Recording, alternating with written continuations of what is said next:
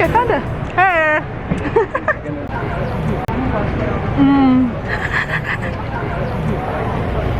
Yes. Some Starbies. Cheers. Yeah. Do you actually call it Starbies? No, I just trying to do that for the video. I've never once called it Starbies in my life. Hey, Central Park sleigh. Wanna go for a dive? Let's do it. I literally look so bad. Oh, what have I here for a photo? Oh. Watch your back. They can watch me.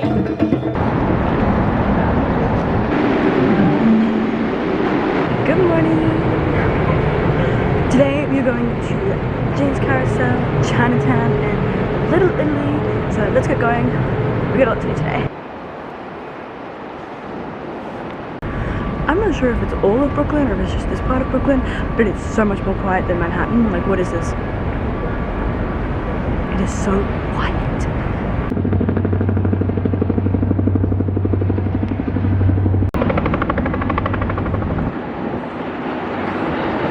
I've waited 7 years for this moment. The last time I was here,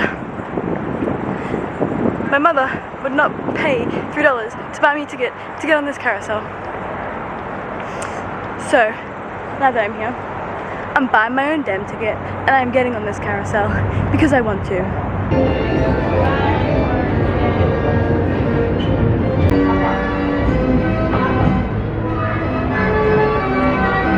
So right now I'm walking to the Brooklyn Bridge, but it's taking forever because you have to walk all the way around to get onto it because there's no shortcut for pedestrians. You have to walk all the way to where the cars get on, which is stupid.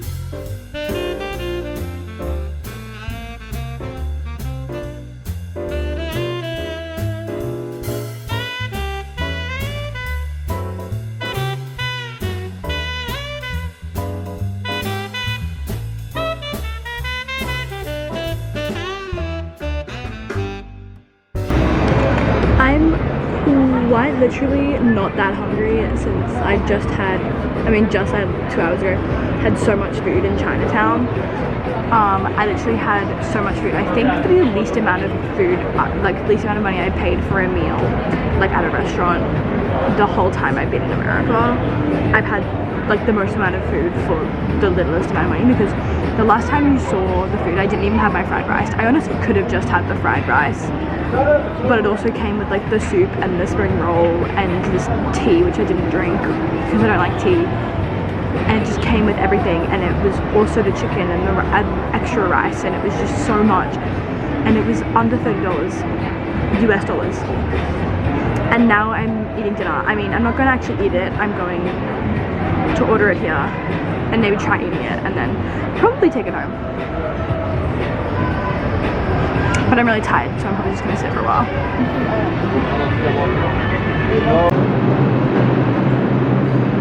Hi.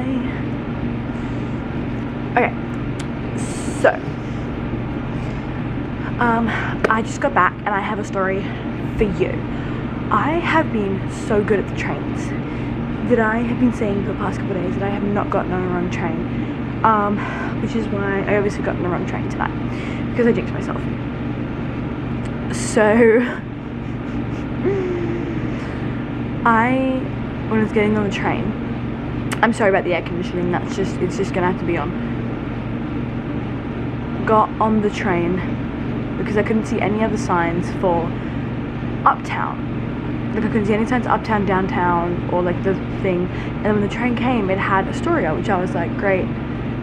That's what my phone's saying I need to go. I was like, great, that must be right. I kind of had doubts about it, but I was like, whatever. Got on. Turns out it was downtown. Now usually that shouldn't be a problem. You just get off at the next stop, get on at the next one, like whatever. Problem is, I was in Lower Manhattan, which means the next stop was in Brooklyn, which was about 15 minutes later because you have to cross the bridge. So that was really fun. It took me way longer to get back than it should have. Then, not only that, I then got to the next station.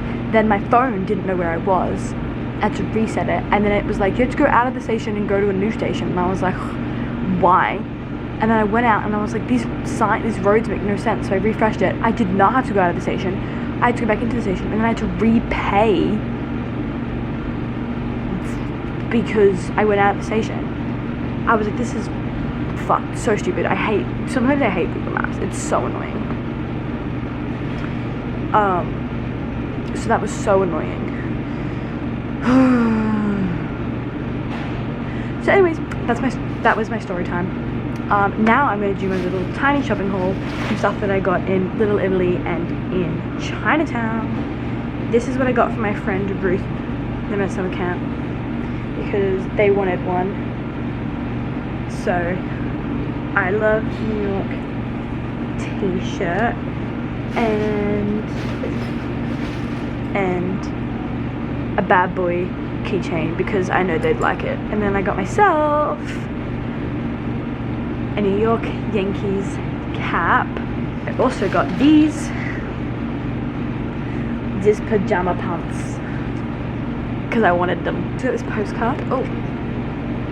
And then at Phillips Williams Posters, I got two old New Yorkers, the New Yorker posters to go in my room. Aren't they cute? And then I went to Sweet Pickle Books. No, that's right, isn't it? And I got the Girl with the Dragon tattoo. I also got this magnet. No, stop looking at my face. There we go. This magnet. This sticker. Yes. And then they just give you a free bookmark. So, win-win-win. That is everything that I got today.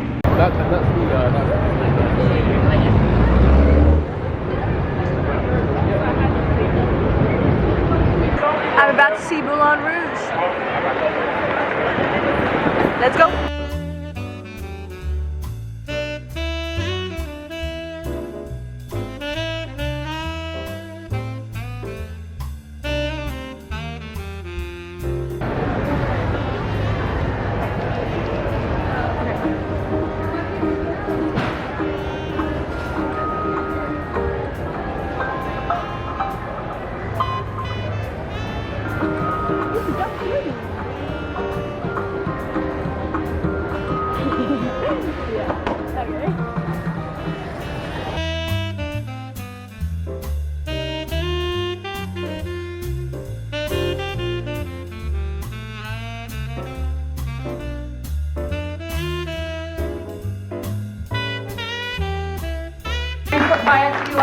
But this is a terrific group, and I'm hoping that we can talk to build on what you talked about in the curtain call about your first Broadway experience. I was just telling the audience about my first Broadway experience, which was 32 years and 3 days ago. I saw Crazy for You at the Schubert Theater, and Jodie Benson, who's also known as the voice of The Little Mermaid, came out afterward and told me she saw me in the audience, and it changed my whole life, and that's why I am here today. And we also have a handful of people who are here for their first Broadway show tonight. So I thought maybe you could each go down the line, introduce yourself, and talk about the first Broadway or significant piece of theater that you saw and how it changed the trajectory of your life. Hi, I'm Tyler John Logan. The first time I came to New York was 2007. And I think my first Broadway show was Mary Poppins, and watching her fly over, oh my God.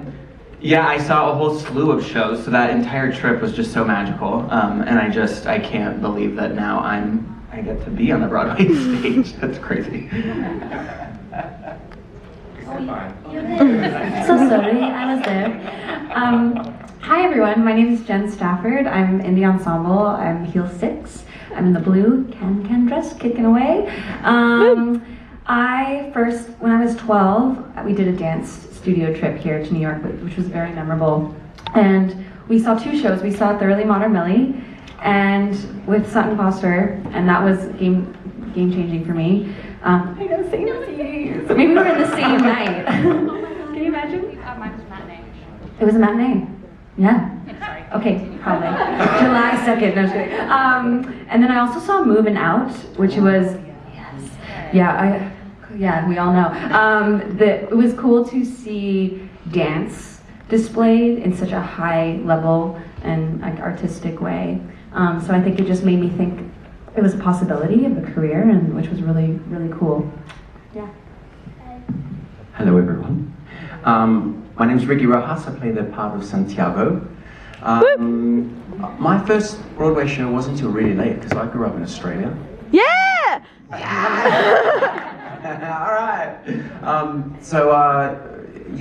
My first Broadway show was actually West Side Story in 2009, and Caitlin was actually in it. I did fall asleep because I had massive jet lag because I just arrived, because I was doing another Broadway show at that time, or rehearsing for it. But my first show that I saw in Australia though was a revival of, it was the Pirates of Penzance, alright? But they did like a rock version, and it was really cool. And I was like, whoa, because growing up in from a Hispanic, I was born in Chile and I grew up in Australia. My family and musical theatre wasn't really big in my community. So it wasn't until my friend's family took me along to the theatre, and I was like, whoa, this is awesome. And yeah, I was hooked from then on. So we're saying, hi, I'm Jay. I play Baby Doll. Yeah, thank you. My first Broadway show was Beauty and the Beast. Yeah, I was really sad because I really wanted to see Toni Braxton as Belle, but it had already passed. But I'm from Toronto, so that was my first show. I was 14 when I came to New York, but my first show ever was Miss Saigon, the Toronto production, which I was like, Asians on stage, let me do it. So here I am. Hi y'all, I'm Caitlin Mesh and I'm in the ensemble.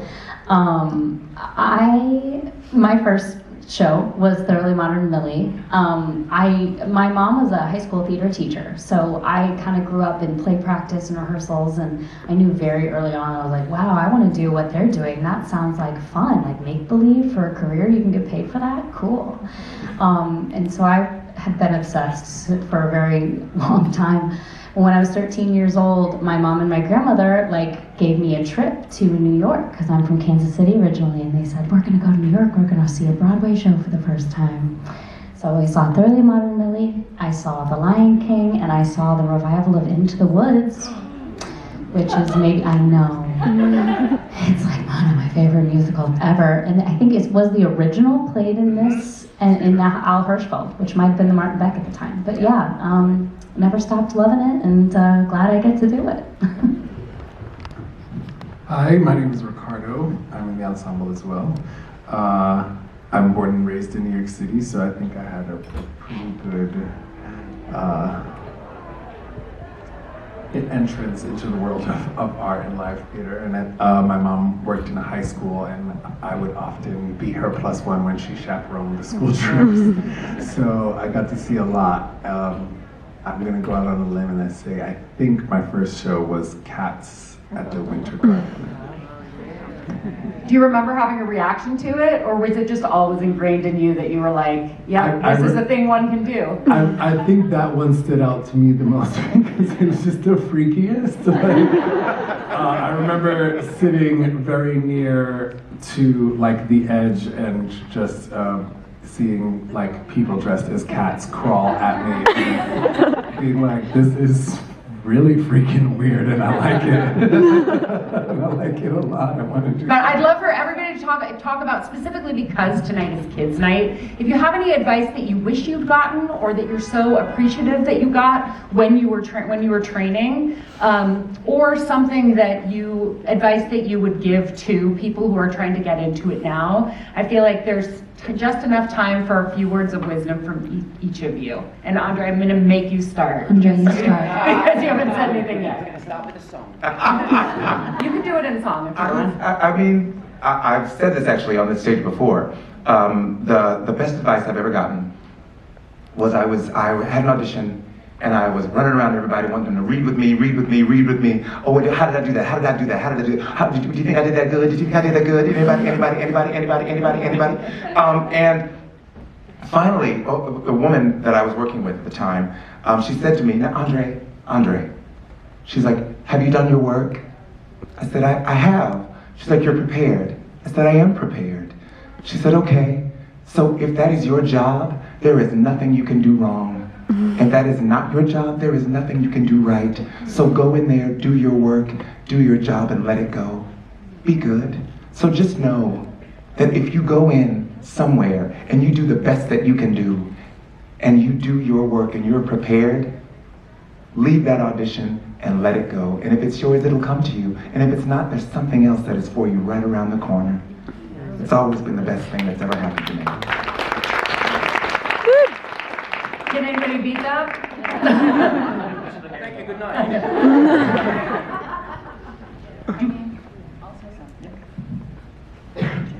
Hi. So being a very like unconventional, especially for musical theater, like back like 20 years ago and more, everyone kept being like, do this, be more this, and then like stop being yourself, like lower your voice, like all the things that are just like who I am.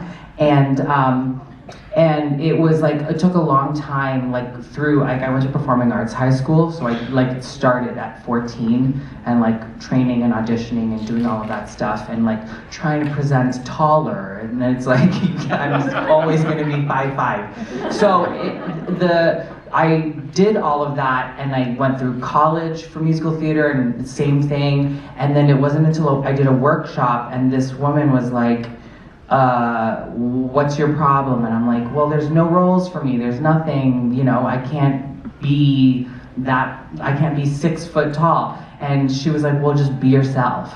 So that was kind of like a thing, and it's such an easy thing to think about or to say, but especially in this business when you have people that you idolize and you're like, I want to be like that, I want to sound like that, I want to have their career.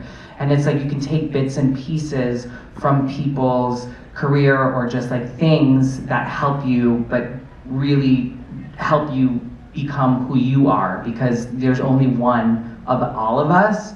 So it's like you could potentially, like, yes, there are categories in certain things, but I now, ever since that, and it was just like a switch went off, I'm like, okay, I just have to really, really be myself. And that's when I started working. And then you end up finding the places where it just like, you know, leading up to like basically coming into this show. So and being able to originate this role, and it's like where I never thought I would be able to even be on Broadway, especially being from Canada.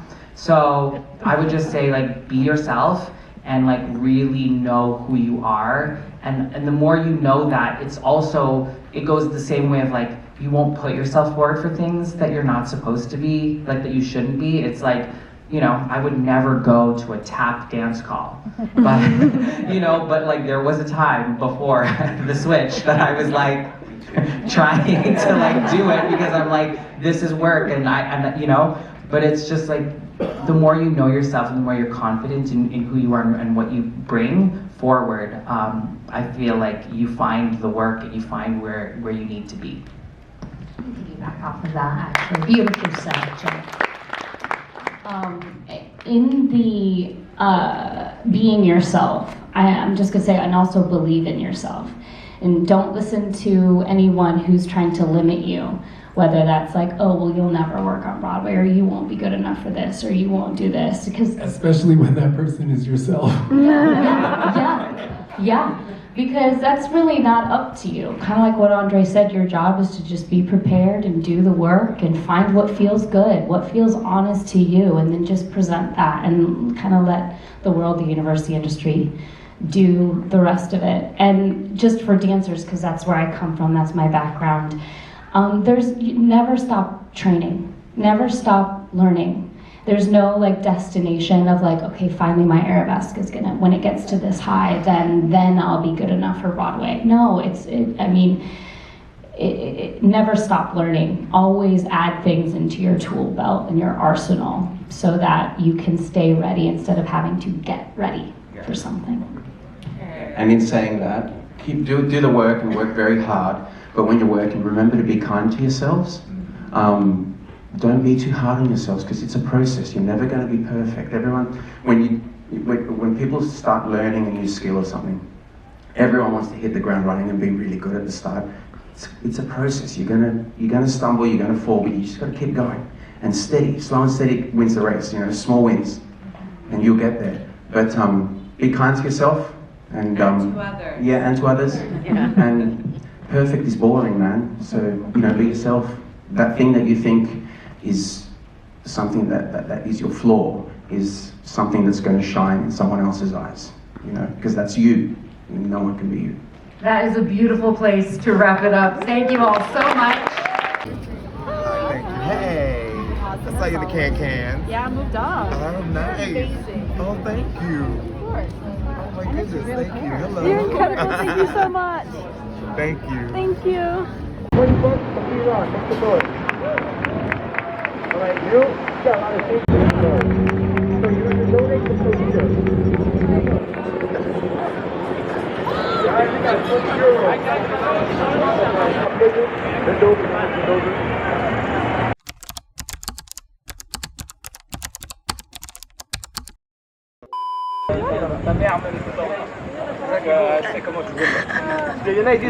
Bye? You went where? To New York, July 2017. I was in New York in July 2017. So, you know, there's that. Hi. Good.